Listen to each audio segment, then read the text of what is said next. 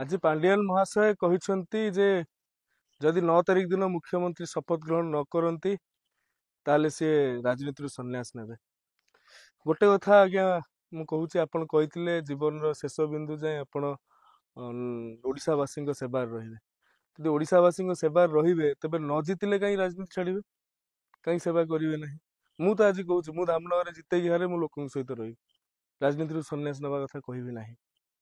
तेणु आपण जो कथा कहते आज्ञा एक पलायन पंथीर सूचना आपण भी जानी सारे आगामी दिन में भारतीय जनता पार्टी ओडिशा रे सरकार करुचे आपण एठी रही पारु ना।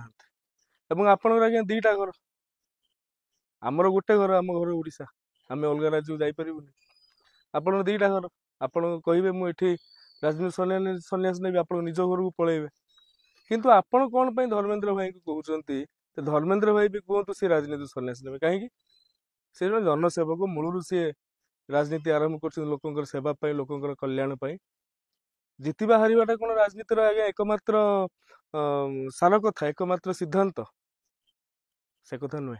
आप राजनीति को भल बुझंतु राजनीति निर्वाचन गोटे प्रक्रिया निर्वाचन को लेकिन आपण एत भावप्रवण हो पिलालियामी मंतव्य दबा ये आज्ञा हास्यास्पद अटे।